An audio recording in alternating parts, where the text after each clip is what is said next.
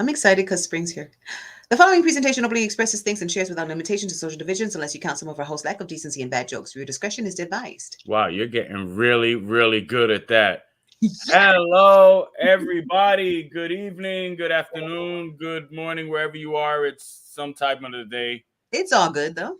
This is Joey Zaza from Torre del Viejo. That's Sandy, Hi. also from Torre del Viejo. Yes. And this is the Shoot the Shit podcast. And we We're shooting the keeping shit. it real mellow today, trying to be as informative as possible. So get your laptops, get your phones, get your little pens and papers. This is what's up. We are talking about gardening today. Yes. Yeah, we go right into it. Today Mm-hmm. we're talking about gardening. But before well, it still has to do with gardening. You were just saying something about you were offered to do a Yeah. school So garden. I was offered to do for next year. I was kind of like tapped on my shoulder and said, "Hey, would you mind leading a gardening club with the kids next school year?" And I'm like, "We can start now. We still got time. Believe it or not, you can plant something right now and still have enough time to be able to harvest it by the end of the school year." And they're like, "But that's only a month." I'm like, "Uh huh," and that's enough time. But you got to plant it right now. So it's just like what you don't plant right now, you won't be able to eat later. So get it done. It doesn't matter when it is. I'm like, you can even put them outside. You never know what you find when you get back. I mean, there's such thing as herbs. Working the finca, I back in Puerto Rico, I went through that with my family. They were like, oh, don't plant this tree, don't plant that tree. Oh, this takes 8 years, this takes 10 years. And Right. it's like, if I keep waiting, I'll never eat from that tree. Why Yeah. not plant it? Just okay, it takes a long time. So So keep on fucking what? planting in the meantime. The next thing you know, oh shit, mira, ya está dando. Exactly.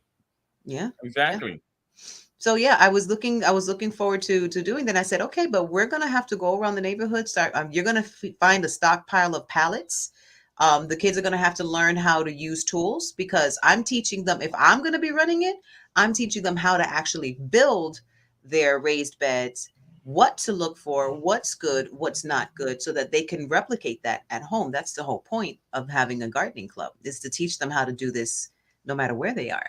You Yeah. know. Unfortunately, right now there's a lot of trees and stuff being taken down. Hmm. Branches. I mean, we're not gonna go into the specifics, with your situation today, because I Yeah. know it was rough. It was. It was very Um, rough. but people who are watching this, you have branches, you have trees that unfortunately were taken down. Don't be afraid to call up a couple of friends, haul those motherfuckers, stack them one on top of the other like Legos, Hmm. and little by little start filling it up, filling it up, filling it up, and you make your own raised beds. That's beautiful. It Exactly. looks rustic. It looks like it's in the woods. Hmm. And if it looks like it's in the woods and it smells like it's in the woods and it's reacting like it's in the woods in nature and its natural habitat, then you know for a fact you're on the right path of Correct. getting some really good produce out of it. That's right. That's right. And yeah, that's pretty much what I wanted to teach them as well. It's just like I want to teach them that you can use everyday products, the importance of repurposing instead of recycling. Recycling should be the last thing on our mind. It's good to fill up your recycling bin, but if we can repurpose it, we're giving it life without having to go through another process. You know what? For the audience, what would be the difference between repurposing and recycling? Okay, so repurposing and recycling. Recycling is when you take something and you put it into the recycling bin. That bin is, collected and they take it, ship it off to a recycling center that goes through a whole process where they have to separate labels and they probably might melt things. They probably might shred the plastic. They separate it according to the kinds of plastic. So it's a lot of process that they have to go through to make new plastic.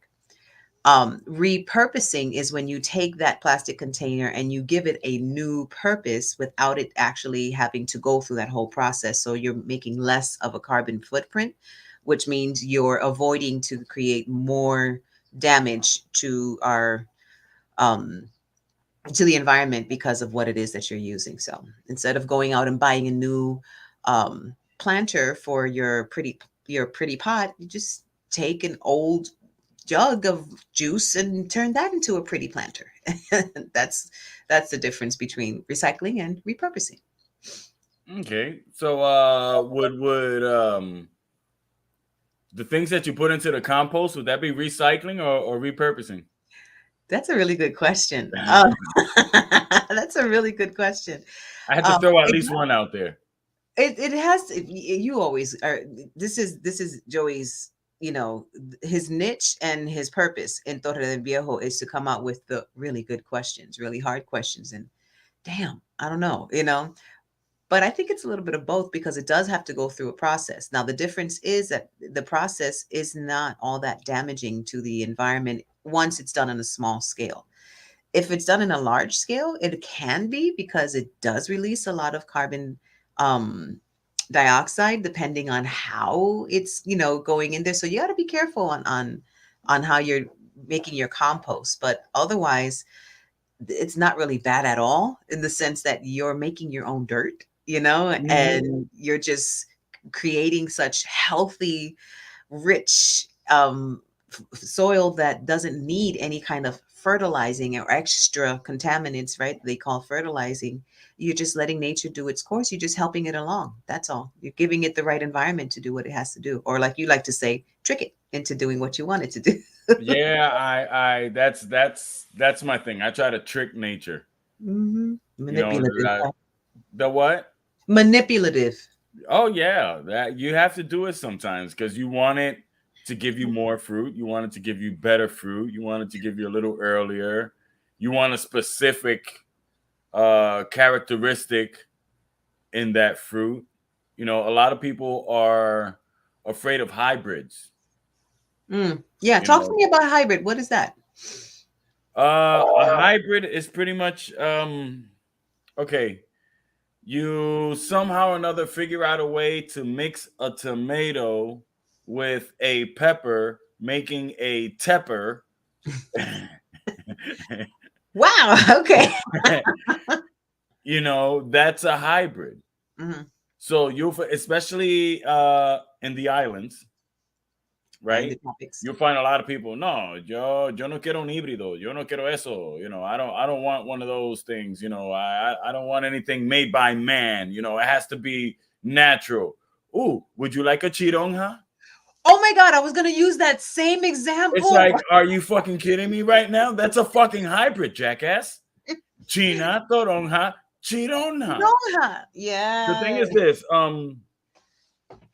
just like when you're dealing with animals, Hmm. okay, it takes 6 generations for something to become its own thing. Okay. Meaning you started mixing X with Y, then you took the best of the offspring and you mixed it with X and Y. Then you took the best of those offspring and mixed it with the best of the first offsprings. And you keep on, boom, boom, boom, until you hit the 6th generation. Okay. After the, I'm not sure if it's at the 6th or after the 6th generation, Hmm. it is its own thing. Got you. So you'll remember, people who are watching don't know, right? Maybe they do if they know us. We had these papayas that we would pick early. We would pick them green Hmm. off the plant because they were just too fucking big and too fucking heavy, Yeah, and if they you know. landed on somebody's head. And it was running the risk of snapping the Hmm. plant in half.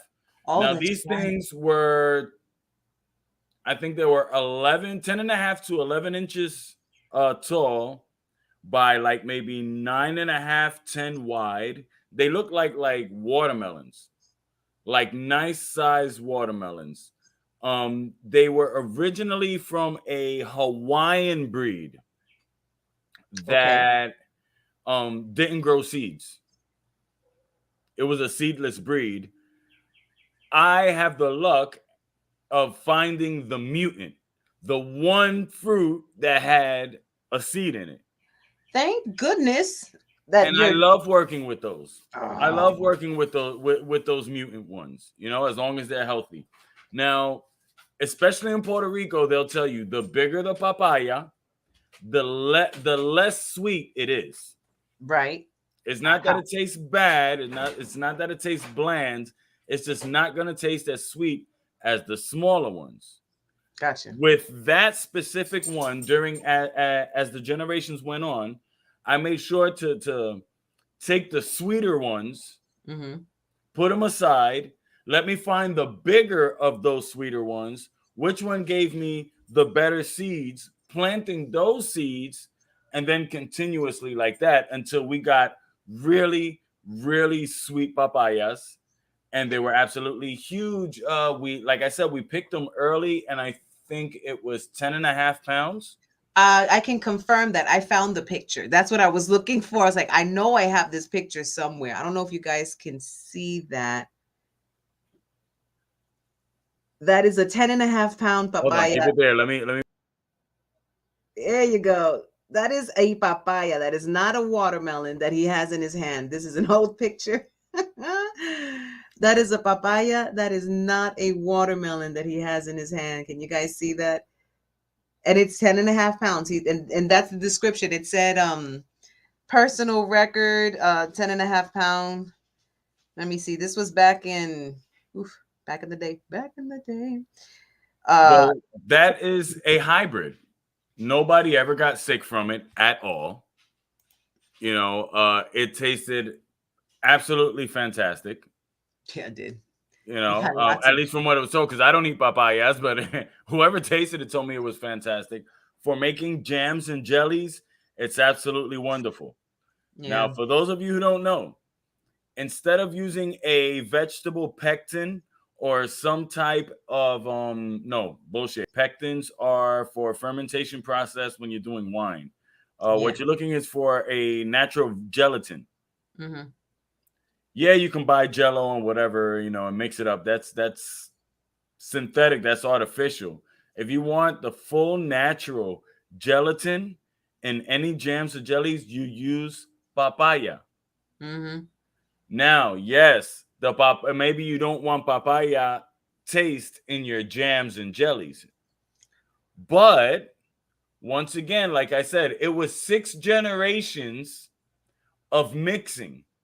So I knew which ones were sweet, which ones weren't.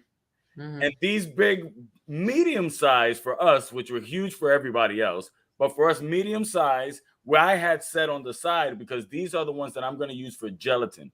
These are my gelatin papayas. Mm-hmm. These are my huge, holy shit, what the fuck is that? And they taste amazing papayas. Right. There's nothing wrong with a hybrid. No. Well, now you also so then what's the difference between a hybrid and a GMO? For those who don't know. We're breaking down the basics because some people just don't know.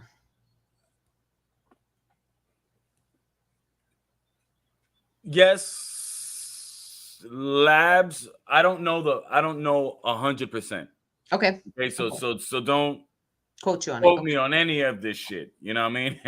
This is what we're this is okay. To be clarified, this platform is what we know we share. And if there's anybody who can correct us and take us to the right direction, then please do the same because that's what this is for. Now, genetically modified organics, right? Um, what you're doing is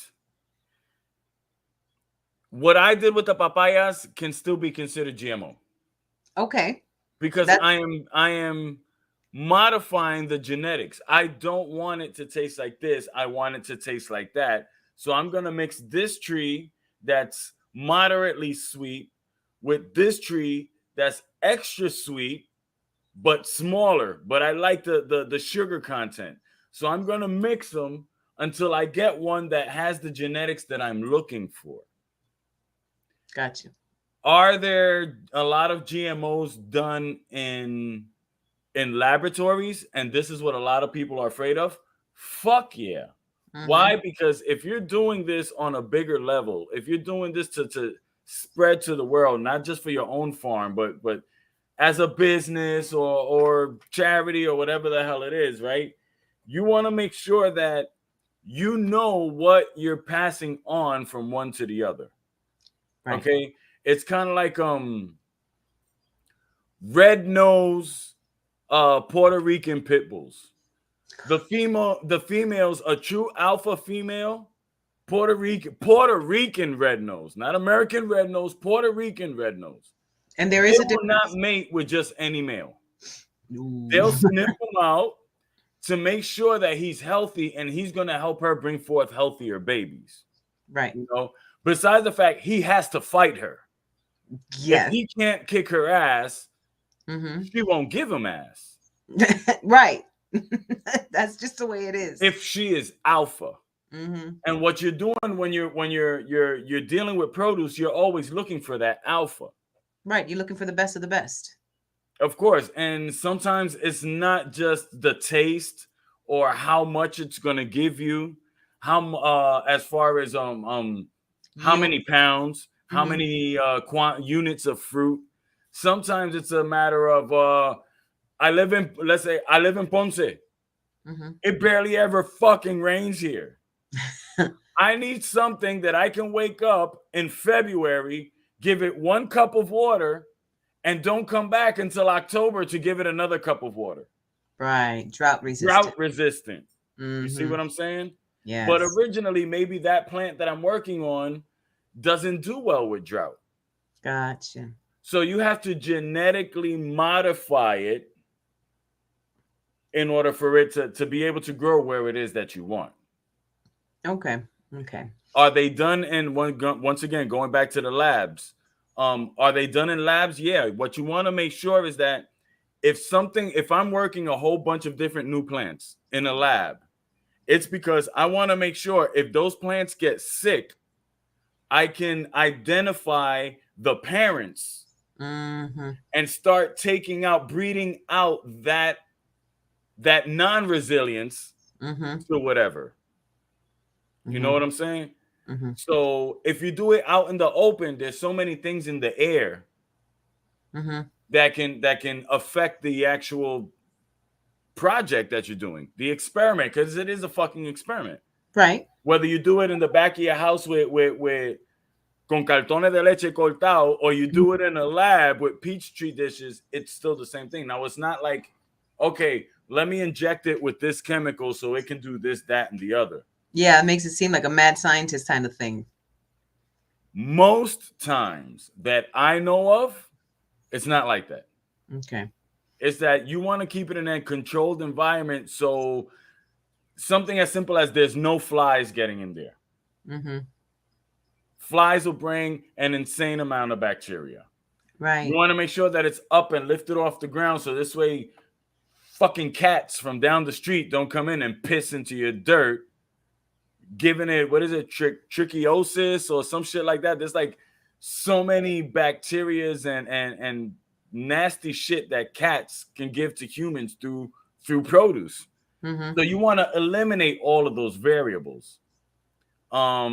They are also doing a lot of work, and unfortunately, it gets a bad rep because if people want to say it's GMOs, because they see people in a white coat in a lab dealing with plants. Right. Okay. You know what I'm saying? And it's called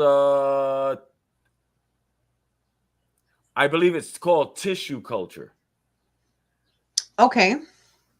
So it's like saying you grab the potato. Mm-hmm. This is in layman's terms, right? You grab a potato, you cut that potato into a whole bunch of different pieces, Okay. into like a dozen pieces, 12 pieces, that one potato. Then Okay. you take that and let's say, this is just hypothetically, you soak paper in some type of natural vitamins, Okay. calcium, phosphate, nitrogen. Then you take all those 12 pieces of potato, you wrap it in the paper, and you keep it in a bin to where oxygen can't get into it, because oxygen can be one of their worst enemies. It's like fermentation. It can fuck it up completely in just a second. Right. So you take that, and now each one of those pieces turns into its own plant. Okay. Okay. That is considered, in layman's terms, it would be tissue culture. You're using the tissue of the produce in order to bring forth a new plant. Interesting. And many of us have done that in our own homes. You Mm-hmm. know what I mean? Ah, mira, corté esta cebolla y ya empezó a dar, pues mira, la voy a poner ahí. You're pulling out a new plant from the meat, the essence, the tissue of the produce before. In a nutshell, it's pretty much the same thing. And I'm glad that you use that example because talking about like what you can use out there, it's just to we always want to. I think this is kind of how we started, right? With Torre del Viejo, with the pandemic. We like, okay, guys, it's there's stuff to do. Food can be a We crisis. are not sponsored by Cake It Easy. I'm feeling jealous. I got to start making my wine sponsoring, not sponsorings too. Not sponsoring. We're not sponsored. We got to Non-sponsoring, do the right? not sponsoring. We're not sponsored yet. We're going to put in the yet now because we got to put it out there.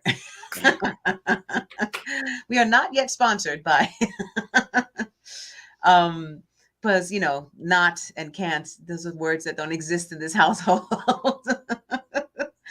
um And but my fellow cannabis connoisseurs, if you don't like GMOs, then stop puffing. oh there you go. Culo muerto, dead ass. That's Yes. what's up. Culo muerto sounds so much nastier. Peep Veggie Thumper on Facebook. She has an urban garden here in Des Moines. All right, cool. And that's exactly what I was going to go for. There are a lot of people who don't think that it's okay to grab those scraps of vegetables, that those potatoes that spudded in your refrigerator, the celery that's still kind of growing in your vegetable drawer in You the know fridge. what? Hold on. Before you continue with what you were saying, Uh-huh. let me stop at the potato real quick, just in case anybody picked that up.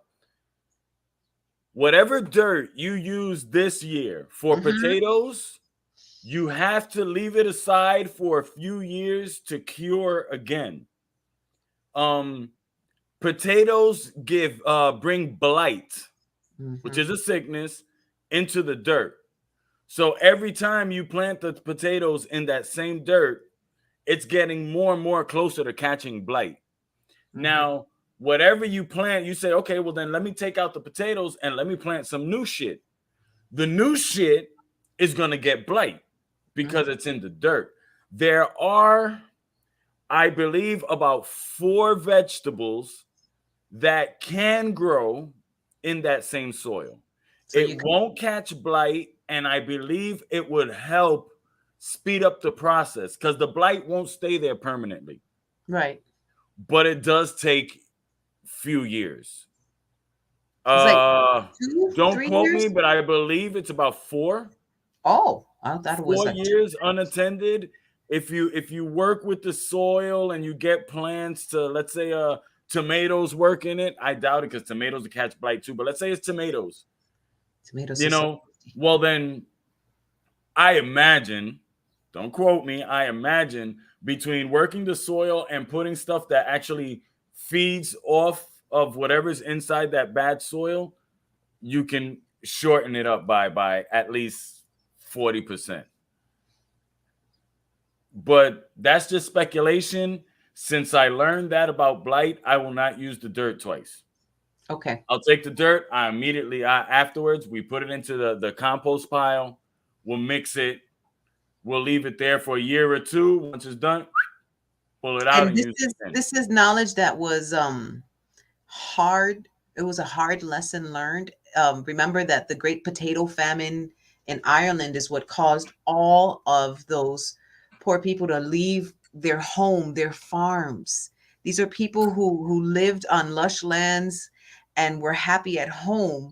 They had to leave that way of living to go to across the Atlantic to a place where there was nothing but four walls and a lot of really, really, really hard times to live in. So they sacrificed what they knew because there was nothing growing. And that was the blight that caused that damage in the soil. So don't let what that lesson go in vain, and this is why it's important also to be a well-versed historian and to just be curious about, how to do things. And There's so much always think information out about balance. I'm sorry for there. interrupting. Always think about balance. You're pulling too much of one thing, then give it the other. Yeah. Hmm. and try to pull it back. And if not, well, you started planting here, well, then the next time plant here. Give it a balance. Companion planting. We'll That's try to touch exactly where I that a was going to little go bit. to. I was So going to one go thing there. helps the other. Hmm. Uh, Can you give there's a lot of examples? people who don't believe in tilling the soil, Okay. so I guess if you do till it, do it once, Mm-hmm. let it sit a few years, Mm-hmm. do it again. I would like to go permaculture, Mm-hmm. which is you planted it, you left it there, and that's it. Now, what I wanted to say, all of this was just bringing us into what I wanted to say about balance Mm-hmm. is sometimes people get into a monoculture, which is they only plant one thing, A cash crop. or very few amount of things, or maybe you just don't have that other produce that can help you in your region. Mm-hmm. The zones. It's not native of there, it won't grow there, nobody's taking their time to try to trick nature to have it grow there, Mm-hmm. you know um so I believe it is good to look for plants and trees from other places and add them on to your farm, add them on to your garden, add them on to your soil portfolio, if you will. Oh, But getting fancy. but remember the balance, because you figure, okay, man, I could really use this tree to help me with the soil, and it tastes really good. Whatever produce comes from it, I'm gonna grab it. But you didn't take in focus, you didn't take into consideration the balance of the ecosystem around you, and maybe the pollinators that were helping you don't like that tree. Mm-hmm. Now you done fucked up. Mm-hmm. Now Mm-hmm. you have to depend solely on that tree. You traded one in the hand for two in the bush, and all three got away. Gotcha. That's the balance, which is why companion planting is very good.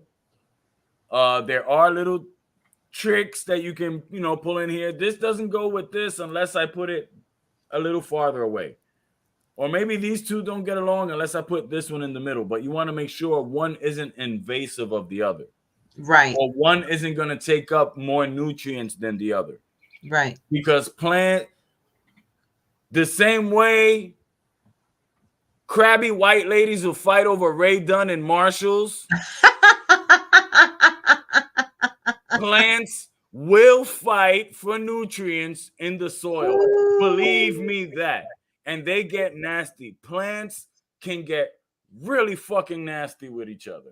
Yeah, it's a living thing. Literally in less than 24 hours, you could see a plant go from, hey, look at me, to, oh shit.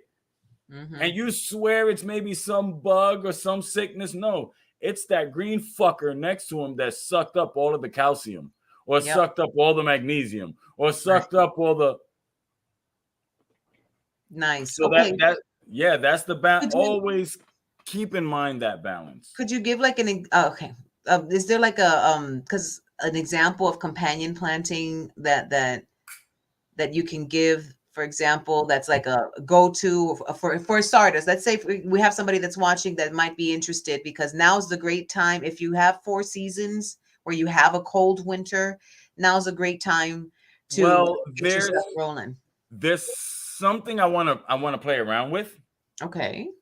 and I will call it level planting. Okay. Okay, because you have your. I'm not flipping anybody off. Uh-huh. Okay, you have your ground level. You have your ground level. Uh-huh. So anything rastrero, that'll just drag along the ground, Runners. strawberries and shit like that, anamu, clover, Okay. that'll be on the ground. That's what we Now call you them. have your bushes that are a little taller. Hmm. See how? Let me go over here. And then you have your trees that are taller than that. Okay, so we got But also, you have radishes that are only radishes and carrots that are anywhere from 2 inches to maybe 6 or 7 inches in the ground, and Mm-hmm. you have your tubers Mm-hmm. like yuca that Mm-hmm. can go pretty fucking deep. So now you have 5 levels. Unfortunately, we look at, I don't know where we learned this, right? Mm-hmm. Or unlearn what should be instinct. We look at the ground and we only think the ground. There. Not even 2 dimensions, just 1 dimension. There. Sure. There is a vertical space within space. Right. You're doing graffiti, you know what I mean? You're gonna take it from one side to the other. Fantastic. But if you go side to side, top to bottom, you can fit a lot more shit on that wall. Word. So I think planting should be taken in, let me not say should be taken in that way or thought of in that way. This is something that I am hoping not just to do here, but Mm-hmm. to also be able to do back in Puerto Rico, Mm-hmm. is companion planting and level planification. Okay, I like that level planification of your planting. It also helps when know where you're at, Mm-hmm. where the where the rain usually comes through. If there's a water runoff, when it rains or whatever, where do you get the most sun? Where Mm-hmm. does the wind come through? Mm-hmm. If there's sand or anything that can blow your way, which way will it come in? Right. I remember the wind burning the tomato plants at a certain point in the house, and we had to change where we were planting the tomato plants because of the salt air. And sometimes not sometimes, you're always going to have to make some type of sacrifices for your plants. Yeah, that's true. Okay, this is something else that a lot of people, when I speak to them, they don't think about. They think it's just okay. Put in a seed. I gave it some water. It didn't grow. I guess I'm no good for this. No, you didn't. You didn't give it the attention needed. Mm-hmm. You got to You learn its know, language. and You got to learn its language. you have to learn its language. And what I'm trying to figure out the right way to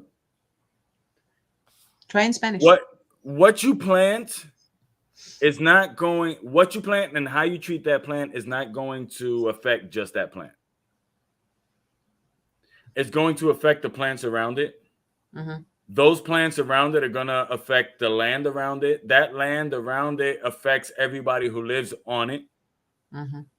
So, yes, exo, that's right. Attention is needed for all plants, Exactly. all life. Now, this is one of the things.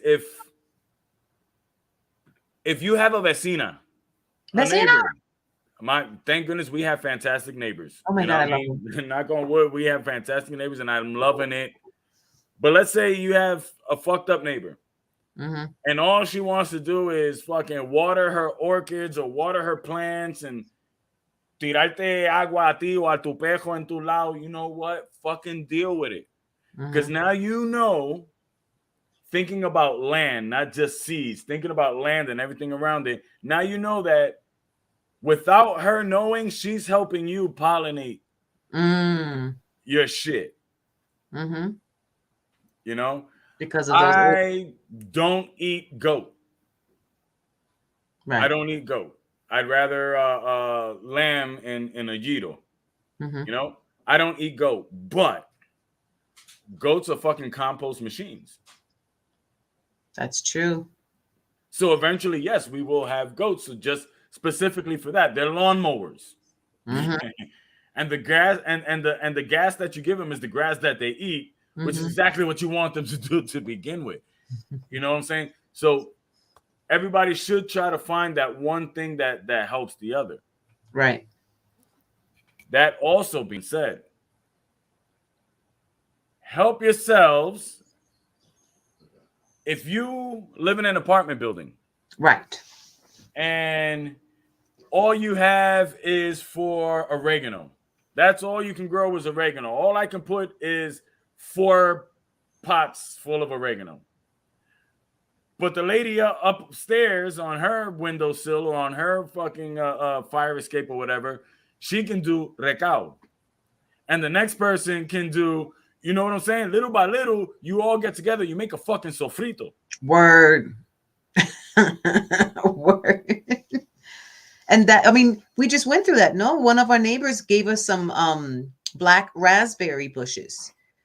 They've had it for years, and they realized, well, maybe it's just not, people on the other side were picking at it because it's good, it's delicious. I've even wanted to, but we come from a different place. It's like we don't take anything without permission.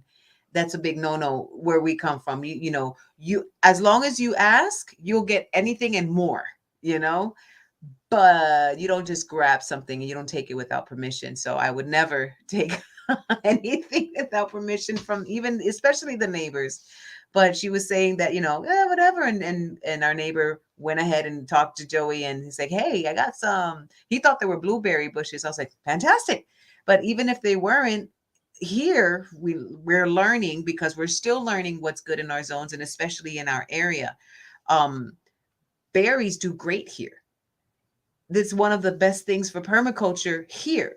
We have raspberries galore coming throughout the whole summer. You get tired of eating them. I don't get ever We still tired of have eating them. raspberries from last year, from the Yeah, year but before last in the we gotta freezer. work on making the brandy, because I ran out, and that brandy was very medicinal, by the way, extremely medicinal. It's very good. I caught uh, um kind of like a chest cold. I think it was like a sinus cold that happened. I made my little concoction. In 2 days, I was fine. Like literally, like nothing happened, and it was bad. Everyone was going to the hospital for that, and I was just like, no, I made my little elixir, and I was good. And I'm pretty sure that brandy had a lot to do with it, and it was the raspberry one. So yeah, that's pretty much what I wanted to do, is just talk about that balance that's needed, so and we have the berries, we have the grapes, um which is also delicious. Those grapes, like, okay, grape drink, uh bubble Hmm. grape. Hmm. What other grape flavor does it taste? Because that's what those grapes taste like.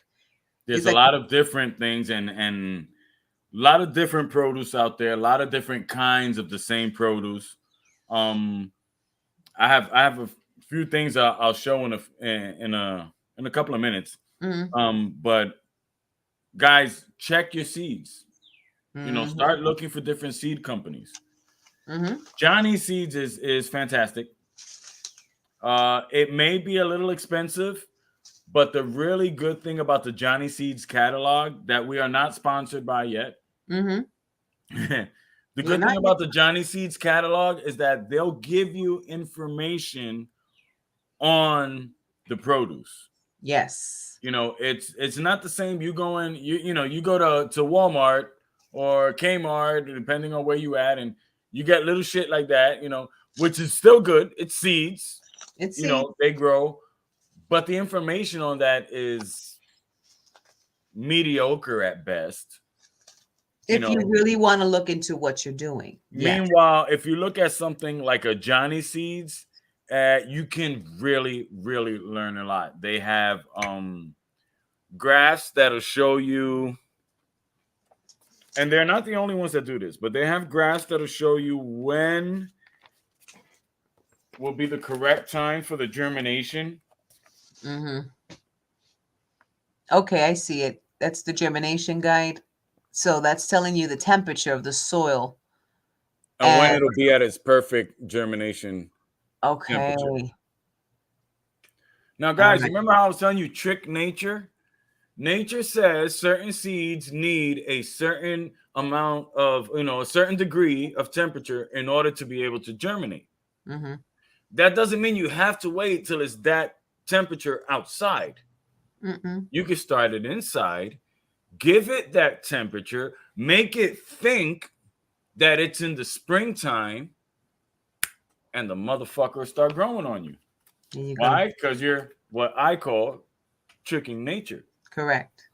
Um, there are a lot of different types, like I said, of different produce.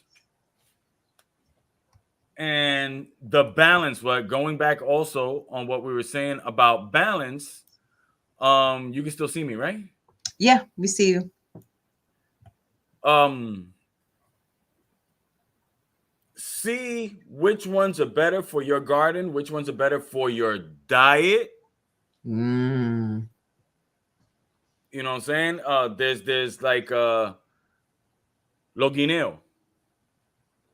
You know, Cubanos off the hook, Yeah. especially for alcapurrias, no doubt. Yeah, man, they're so good for But if acapulco. you're one of those hypoglycemic are the ones that need to put more sugar in their system, Yeah.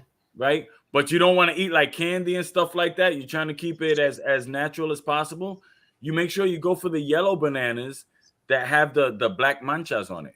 Mm-hmm. Those black manchas, those stains or whatever, that doesn't mean that it's bad. The more black spots that a banana has, the higher, especially in the leaves, the higher the sugar content. Mm-hmm. Mm-hmm. So let me see if I can share my screen real quick. I'll let you Window, know. tab, window. Doo-doo-doo-doo.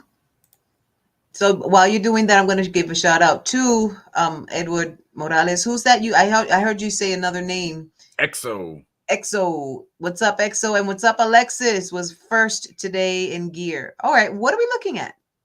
Ha ha ha. Okay, let me.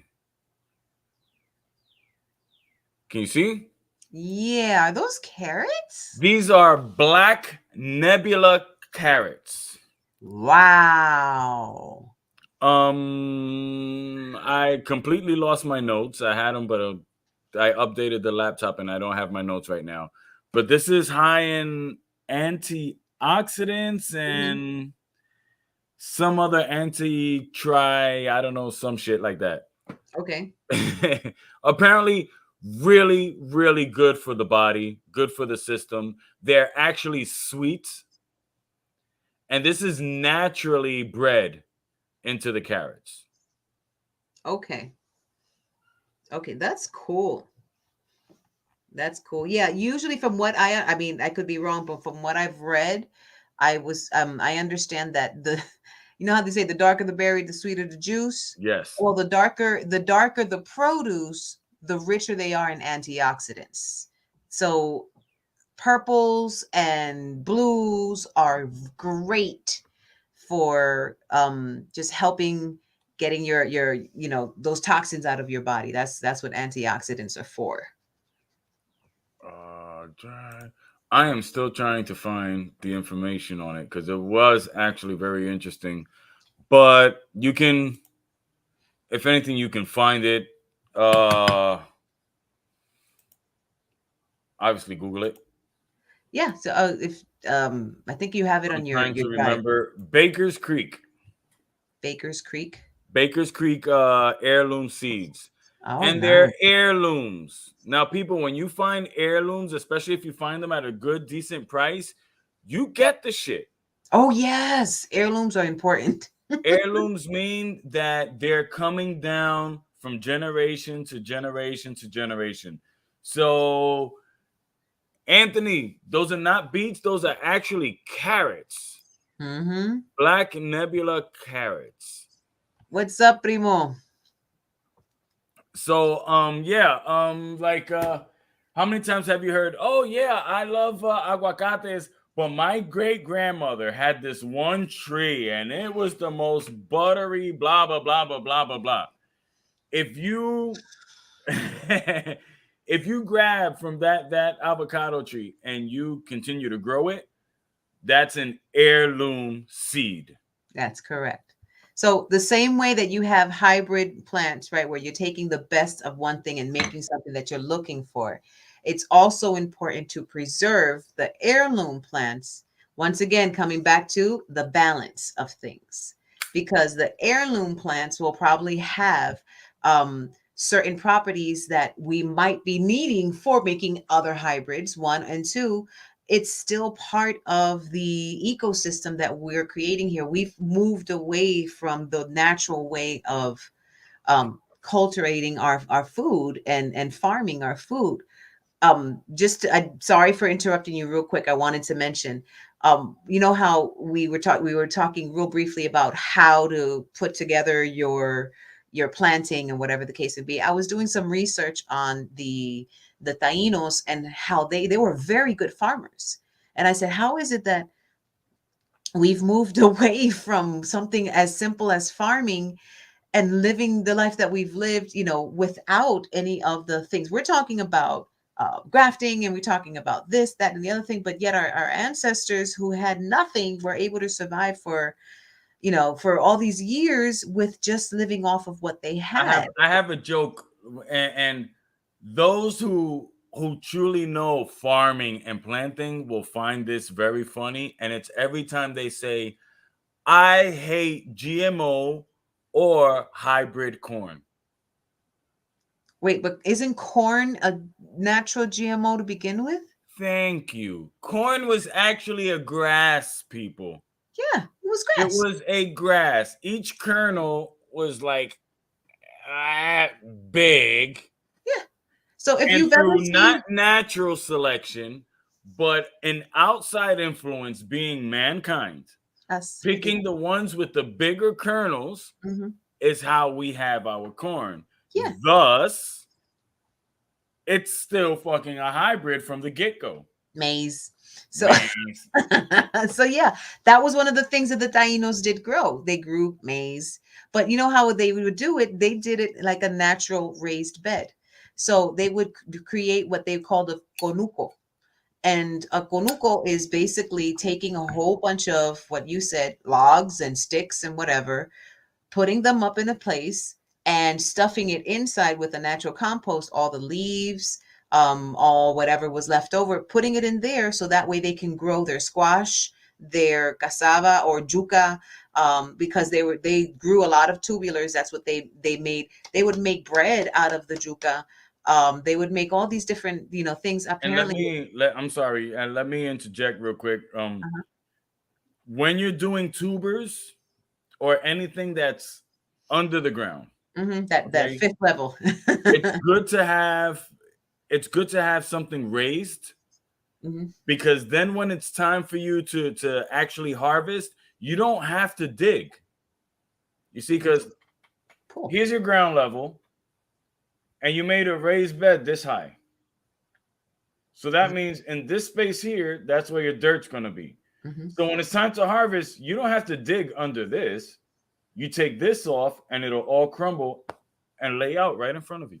Exactly. So they would do exactly that. They would break apart and then they would rebuild. So they would break apart one here and rebuild in the other. They were very, very, very good farmers apparently. And they would use, of course, like anybody else, you use what's around you. Those who lived near the coast, had great, protein opportunities with the fish and all of that, and sea animals. But those who lived in the mountains, they definitely knew their way around those mountains, those trees, and building those conucos. That's exactly what they would build. So it was, and they were great in trade. So I thought it was interesting that we kind of just allowed ourselves to go, because what the way our backyard was, I think I found an old picture of when we first moved into the house and Mm-hmm. what our backyard looked like. And it was just a plain field with nothing but leaves because we moved in December. So there was nothing but leaves in there. And that's it. It was just completely flat. Nothing. There was nothing there, just completely flat. And if you look at our yard, I mean, if you guys follow the channel, then you've definitely seen our backyard and it looks like a maze. And I'm not talking about corn, but it definitely can be a corn maze field because there's something growing everywhere. One, even throughout the winter, we've had things just popping up everywhere. Nothing really went. I mean, this was a mild winter. To be fair, it was a very Mm-hmm. mild winter. Um, but the truth of the matter is, we had things, we still had things underground that pushed up as soon as it started getting a little bit warmer. So that's what they did. It was like little to no maintenance. They still were able to live off of it with little to no maintenance and room enough to make ceremonies, play games, do whatever they wanted to do. So a simple life back then was actually a lot more fun. See, they Well, can have. let's take it back to the different types, because we Okay. want to talk about balance. We want to give some information out there, not Right. just on the history, but actual what's out there as far as produce. Okay. And yeah, there are different types of every type of produce out there. Okay. Look for what's better for you, for your zone, for your dietary needs. You saw that amazing carrot. That carrot is actually extremely heat tolerant Hmm. and also cold tolerant. So if anywhere from zones, I think 4 all the way up to 10, which means from Wow. the tropics up to pretty much Canada, Mm-hmm. it'll grow. And it'll Okay. give you those same dark roots, letting you know that it has antioxidants. Now, we're keeping with the carrots. These are called purple las. Ooh la la. Apparently, they are extremely sweet. Those are gorgeous. Now, all the ones that I'm gonna show you guys right now, they are all on record as being sweeter than the orange ones that we get at the supermarket. And they are also all heirloom, which is very important. Somebody 100 years ago decided I'm gonna make this carrot like this or like that, and they're still around today.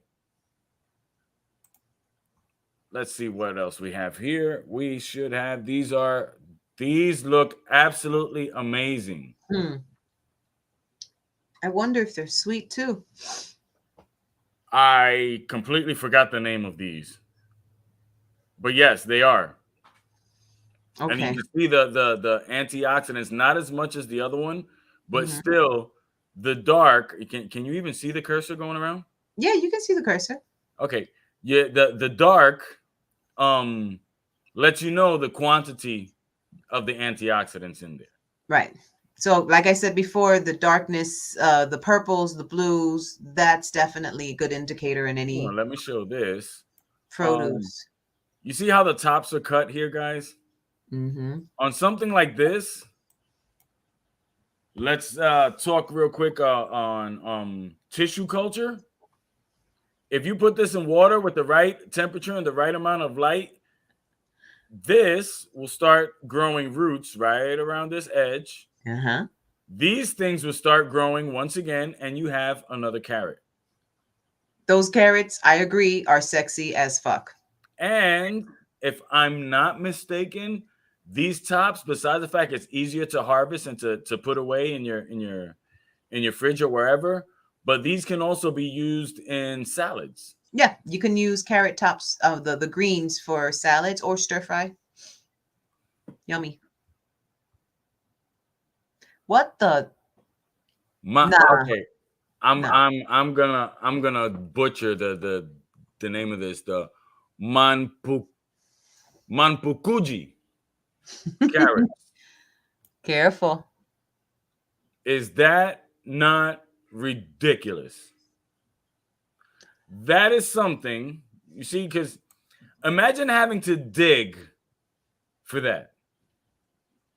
Nah, you need a raised bed for, and they grew so straight. That has to be in like in the softest of soils for them to be able to grow and just reach down for that That's water exactly table. where they grow, in softer soils. Mm-hmm. Now, going back to the balance, if you have soft soil, you want to keep it contained. Mm-hmm. So it doesn't make holes, so you don't, so it doesn't mix with anything else in the finca or wherever. You want to keep that soil contained so it doesn't ahogar anything else. Mm-hmm. Boom. That would be the perfect thing. Gotcha. So the soil will help the produce, and the produce will help you with the soil. Right. I should have one or two more. These look amazing. Those look Purple great. dragons. Oh my God. I want that in a smoothie. They look amazing, and I believe they grow I'm salivating here. Okay, guys. I'm like literally, I'm looking at these carrots like, four man, to I don't. 5 inches, maybe. They're short and stubby. Apparently, also very sweet. Oh, wow. Okay, there's something up. Oh. Me and Muggs will be munching on those all day. And once again, don't quote me, but I believe they're very crisp.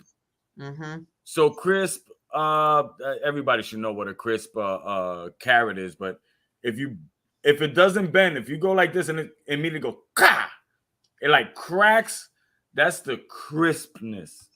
And apparently these are extra crisp. Extra crispy carrots. Extra crispy And carrots. they don't look it. They actually don't look it. I look at them for some reason. They look like soggy bananas. Okay. Okay. But I mean, yeah, that sounded funny, soggy bananas. But look at this. Yeah, oh my God. Okay. The black, this sounds funny. The black pusa asita. I mean, go ahead. You can actually make a dye out of it. Look at it. Of course you can. These things are have so much antioxidants in it that when you pull them out, you break them or you cut into them, they will bleed like beets, Oh, wow. and you can make the dye. And apparently, if you put a few drops of lemon juice inside the dye, it'll turn pink. Cute. So not only for foods, obviously, because it's coming from food, so it'll be safe for food. You can also use it for material for fabrics. Yeah. And it is the highest with the antioxidants and the anti shit. Go I don't even to remember Thrive that and other then go to word. Recents and you'll find it. So those were the carrots. Yeah, let me bring this down because that's just another part of. In fact, here let's throw it out since this is already here. Um, these are actually natural onions, not natural. Wild Wild. onions. Yeah. A lot of people cut this in this area thinking it's just grass. Mm-hmm. Oh wow, my grass smells so good when I cut it. That's why I love cutting it. Cause you're cutting down the fucking onions, jackass. That's what it is. All of these things, they grow natural. So what we did between our yard and the neighbor's yard, last year we looked for a whole bunch of them and we planted them in there, and now they came up all by themselves. All by themselves. Now this right here, damn, this camera's good. Mm-hmm. This right here, this onion, this is an onion. This was actually the top of one of the onions that we bought Mm-hmm. From the supermarket, right? from the supermarket. Mm-hmm. We cut it off and tissue culture. We popped it in there, and there it goes with the other onions. Oh, this right here is on at most 4 inches across, Yeah. right on the pathway of the cement walkway coming into the house. That takes no space of whatsoever, no gardening skills of whatsoever. There's no high science there. It's just, ooh, I like this. I can eat this. Let me pop it in the dirt and forget about it for a year. Mm-hmm. Anybody can do this. Anyone. Yeah. And you really don't have to worry about giving it water. The rain takes care of it. It's a wild onion for a reason. So, if you, of course, if you want it to grow beautifully, well, then you take care of it a little bit. Yeah, look at the babies. They're coming. They're coming. These are Woo! raspberries, or soon to be raspberries. Yes. Those are so good. They're so good. You can harvest the berries, of course, but you can also harvest the leaves and make tea out of them, especially if you're having um for fertility issues, for menstrual issues, for your urinal issues, or like if you have like issues with just extrapolating water and you want to not retain as much water, just have yourself raspberry tea leaves, raspberry leaf tea. There you go. So, guys, just Look for what's around you. Do invest. I mean, it's not even investing because you can look up the sites on the internet. You can get on those same sites and order free catalogs. Mm-hmm. A lot of places like the Baker Creek or the Johnny Seeds, they're so backed up with it, or they already went through all of their catalogs that you'll get next year's. Yeah. Yeah, definitely. But it will get there, and you know what? No matter how much you have to wait for it, it is very, very much worth it Mm-hmm. because not all produce is going to do the same thing. No. Once again, going into balance and things. This is at times it may seem like we sat down in a classroom and studied this shit. We didn't. We We learn didn't. by trial and error and Yeah. research. Go out there, plant the seed, try it. You know what I mean? Oh, I've tried it before and it didn't grow. Did you do it again? No, then that's where you failed. Right. That's Right. where you failed. You didn't continue to plant it, you know? And how long did it Unless take us to do the recao, the recao, no, the cilantro? well, no, talk about the recao. We still don't have recao fucking growing here. We had it growing, but it just doesn't get hot enough here. So we got to figure out another way. We have to figure out another way for it to get hot enough for it to want to grow the way we want it to grow. And that's it, you know. So like you said, tricking nature to Mm-hmm. figure out the way to get it to do what we want it to do when we want it to happen. Now we hit the hour, but before we leave, we have to hit the last subject in all of this. I didn't even think that we were gonna hit the hour. I know. I thought we were gonna hit like maybe half an hour today, the 45 minutes tops. You know, it's just like, but it's just that it's important. Time goes by real fast in the farm, and we're cybernetically there. Okay, so we heard that lamps, small lamps, will work for the recao. We're gonna try that one We're gonna try it. Yeah, we'll because we try have it. some LEDs. I think the most I have is about 15,000 lumens, which should be That's more than enough. Might even burn it. Well, careful, LED doesn't really burn. It doesn't let loose enough heat. right? But What were you gonna say? Yeah. let's talk about the flowers. Mm, I love Okay. flowers. I am not one for, oh, let's make it look pretty and whatever. To me, I it know. looks pretty when I look to the sides and my family is eating a plate full of food and most of it came from these hands. Yes. That's the most beautiful part. Okay. But you do have to bring in those pollinators. Mm-hmm. Mm-hmm. And flowers are You- the best way. And flowers have a lot of medicine in them, they have a lot of nutrients in them. Mm-hmm. You Mm-hmm. know, everything from like what is it? Dandelion, lavender. Yes. You can even put basil Mm-hmm. in with your flowers. Bees love basil. Yes. And the basil loves the bees. Yes. It's growing and growing and growing. Next thing you know, you might even start a business selling basil seeds because that's how much comes out. I mean, they give you a whole bunch. Oh, speaking of flowers, onion flowers, beautiful, great for pollination. And once you grow your onions once and you've harvested your onions, put the tops back in, let them grow again, and get the seeds because they only let you harvest once. But you the next year you get the seeds and then you're able to grow more. They look very similar to the dill. Yeah, they're so pretty. They're very Dill is pretty. another very pretty thing to put in there. Now another little tidbit of information for people out there. As far as the pollinators and the beneficial insects, Mm-hmm, mm-hmm. you do want insects in your yard. Yes, Please don't use chemicals to get them out. You do want certain insects in there. One of them is the ladybugs. best friend. If you are in Puerto Rico, I imagine everywhere, but specifically in Puerto Rico, be weary of taking anything off your papaya trees. Ladybugs at the beginning, they look really fucking ugly. They look like spiky mites. Yeah, they do.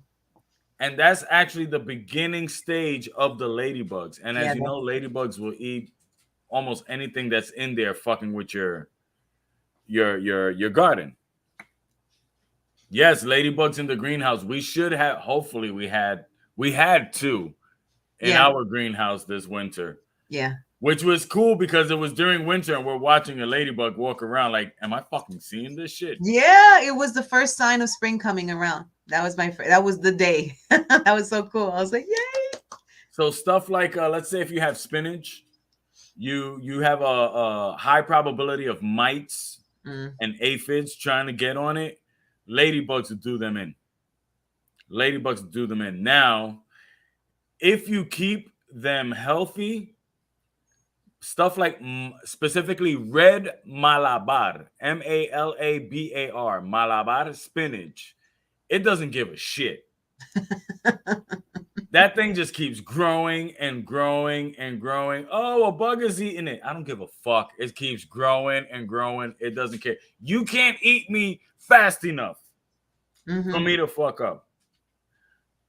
Everything else, well, then it's screwed. So, but know that as long as you keep it healthy, it'll keep going. You can wash off the aphids if anything. They usually stay at the stem. They don't mess with the The leaf. seeds or the leaves. Just boom, boom. Do know also the balance. If Yes. you have too much of it and keep it close to everything else, the aphids are gonna cross over. Correct. So you can do some thinking of balance. Let's be creative with this. You can have papaya, papaya, put an espeque in the middle, and have the spinach go wrap around one papaya, go across, wrap around the other one, come back across, and be its own trellis. Mm-hmm. Okay. Have one thing help the other. Besides the fact, once they get big enough, the as far as The ladybugs. the spinach No, the itself, spinach. Okay. because stuff like that Malabar spinach eventually grows a pretty thick vine Mm-hmm. because it's a vine spinach. Mm-hmm. And what happens is, though it won't hold it as well as rope, Mm-hmm. it'll still hold one with the other. So Gotcha. for one to move to this one papaya to move to the side, it would have to pull the other one. So it Got. gives it that little bit of support. Same Oh, thing what you would do with the three sisters. gotcha. With the squash and the corn and Squash, corn, and beans. beans. Mm-hmm. Beans. One holds on to the other. This one gives shade to this one. This one gives fertilizer to the other Blah blah blah. and gives Okay. it structure. Yeah. So yeah, that's about it. Everybody look, you have Johnny Seeds Mm-hmm. that we are not sponsored by, but go out, you can get yourself, this is what it looks like. Yeah, that's your go-to. And look for your zone, your zone in planting. It's really important if you have no clues, like, oh, it's not that you can't plant and trick nature, but you do need to I'm know trying to see what. if they have it here by Well, I chance. mean, it's something as simple as going to USDA plant hardiness zone map, and you'll be able to find your area. If you live in the United States, if you live in the tropics or whatever, you can find it that way, and that's very helpful. So you can go there. Okay. Okay. Everybody, this will probably be my closing comments for this. Because I have to throw this in there. King Bing, King Bing. Oh my God. Habichuelita. You guys see all these different types of beans? Hold on, there's more. There's more.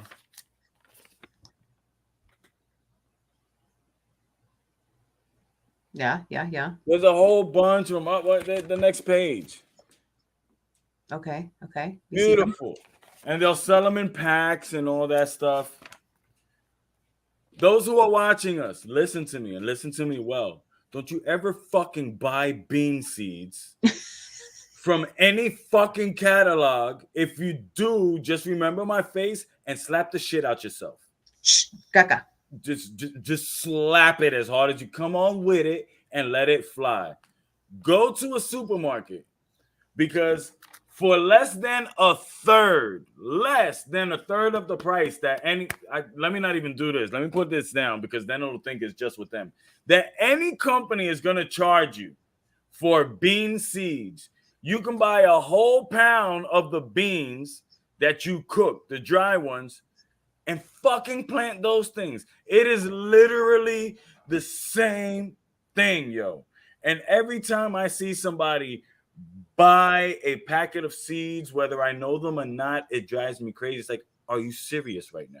Not a packet of seeds, a packet of beans. Of beans. It drives me nuts. It's like, yo, you could have bought 2 pounds of this shit. Goya, boillo, you have all, you know what I mean? As long What as are the they're dollars for? entero, Find them. Mm-hmm. después que estén entero, Yes. you know what I mean? If they're like split, obviously they're not gonna grow.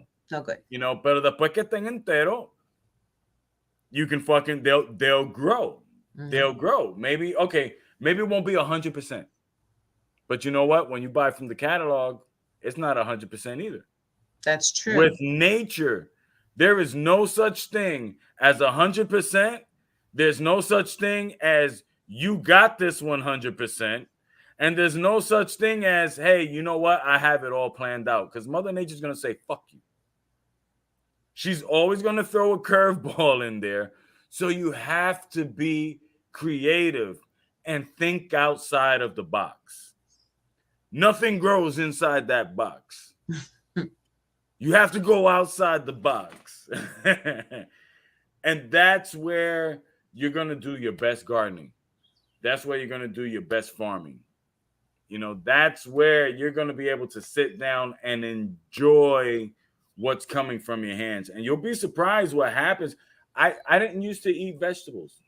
I was not a vegetable eater until I started growing my own shit. Yeah. Then it's like, well, I grow it. I might as well try it at least once. Oh, shit. Wait. Oh, the taste of a fresh bean. Un gandul acabadito de sacar de la vaina. It's just like, it tastes so good. It's so good.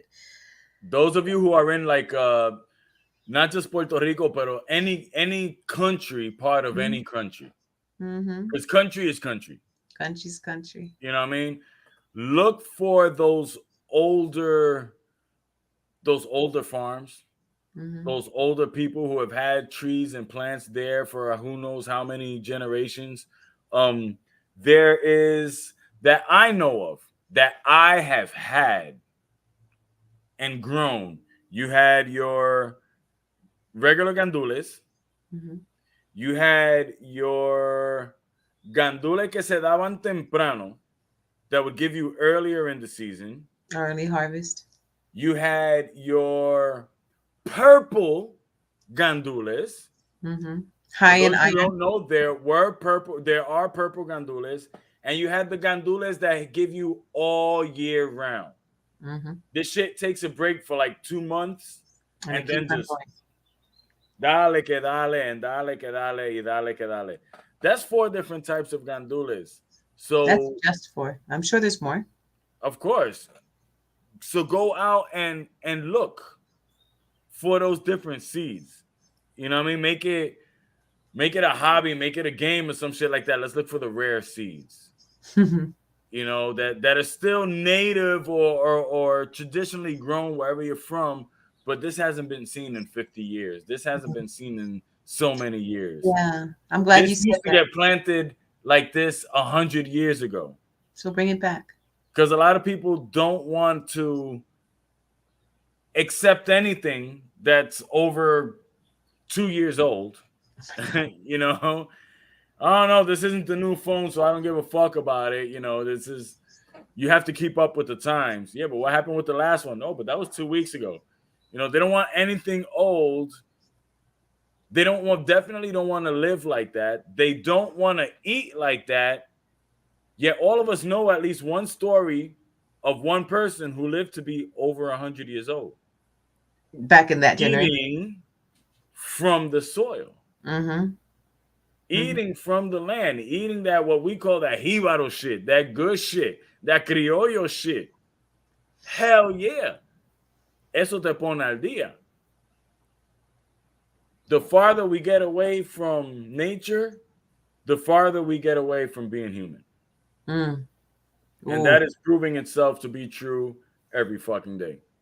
And now that you guys have the knowledge, the information, go out there, look for some more and plant. If you live in an apartment, you can grow between buckets and empty bottles and stuff like that. You can grow things, rooftops, windowsills, on your steps. Mm-hmm. Oh, I don't have any type of yard. I have a house, but I have no type of yard. When I want to go outside, all I got to do is step on my, I sit on my steps. Well, how many steps do you have? I have 5 steps. Well, that's at least 5 plants. Mm-hmm. You just have them lined up. Do you have a handrail? Hang some off the handrail. Give yourself some space for your hand. You don't need that much I space. can understand people wanting a garden to make their house look pretty. Mm-hmm.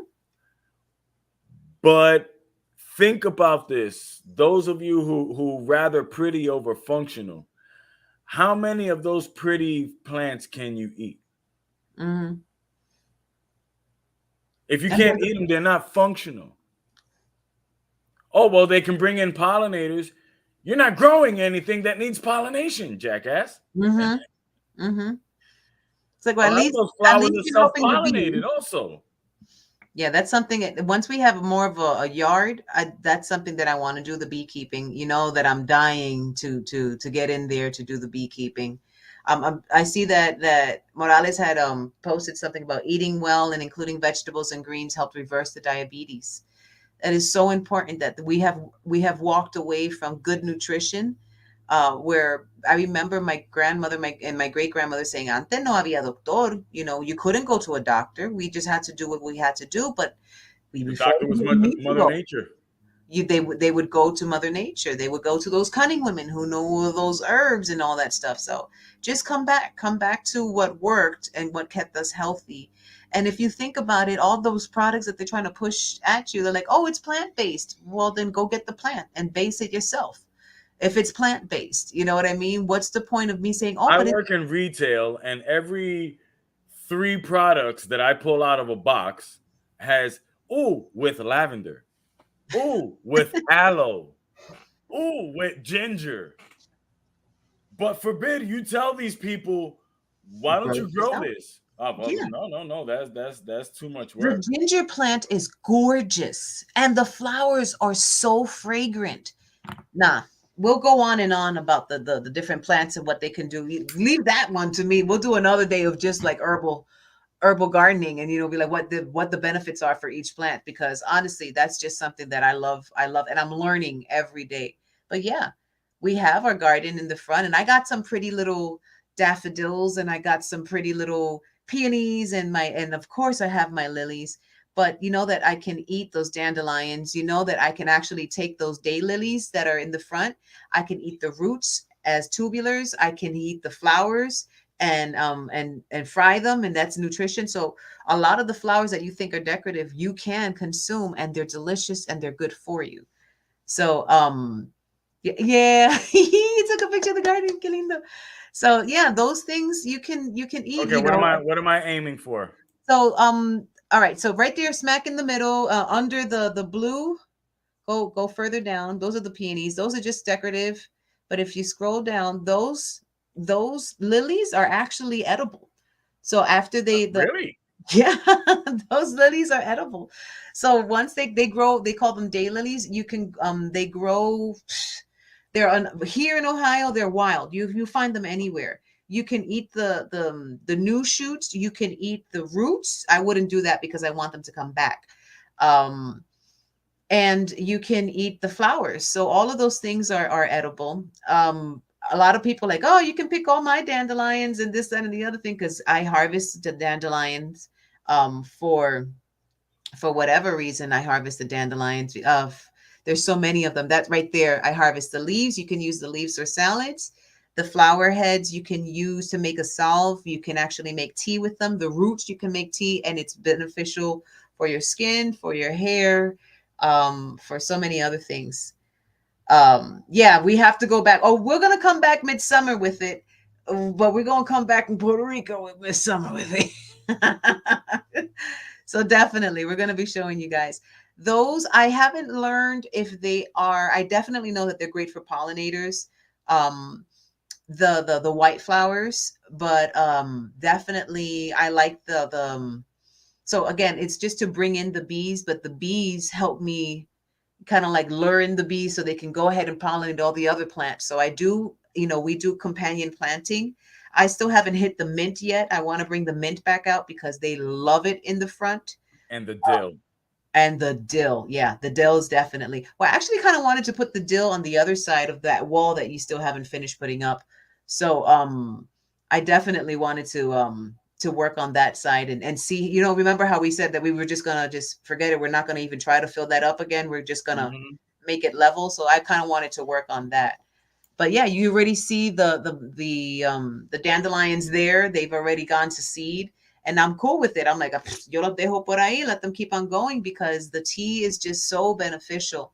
And Now it's funny because you can look at this and say, well, Zaza, didn't you say, you weren't into the flowers and stuff like that? Just a few to bring in the pollinators. And yeah, you could say that.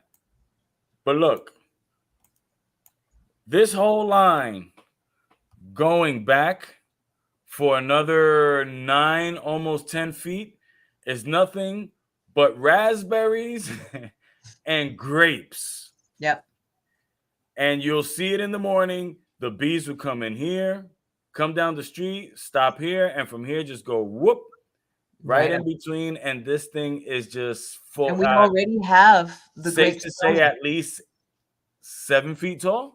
Oh yeah, yeah, yeah, definitely, definitely. So that's definitely keeping a balance there. Mm-hmm. Yeah, Call them in, even with just the color. Call them in, set them up to where they want to go, and we popped in when we popped in the grape. It was only about like this. that's The it. next year, it gave us like one or two clumps, a couple, because it was only about 4 feet. Year after that, To the point where we got to pull it off the house because we got to paint the house. So we got to like, okay, come here, come on. We got to train you now, and we try to put a trellis, and we're like, forget it. It's crazy now, and there's so much. We still have grapes in the freezer. We still yes, have grapes in the freezer. So yeah, oh wow, look at us. We're an hour and 22 minutes. we're Yeah, gonna cut it here because we can go on with the planting all fucking night. it's so much This is fun what we though. do. This is what Torre del Viejo is. This summer, keep tuned. I mean, don't wait until summer to keep tuned. You know what No, I'm no, saying? no. Keep watching. We have a lot of info on the summer. Once again, we're going to be showing you shots of the island, of different places. Hopefully, we get to speak to a couple of people who are working on their farms in PR. That'll be Mhm. fantastic to bring you little tips and tricks like that. Yes. And yes, and guys, thank you for tuning in once again. This is Joey Zaza. That's Sandy. Hi. Any questions? Write to us. Uh, Drop an Suggestion. email. You know what I mean? We have our YouTube channel. We have our Facebook channel. Um, we haven't gone as far as Twitter and Instagram and all this other shit. We're just putting out information out there, just looking for people to share with. We'll be more than happy to share with you guys. I see you on the next one. Have a great freaking night. Get to growing something, goddammit. Get your hands dirty.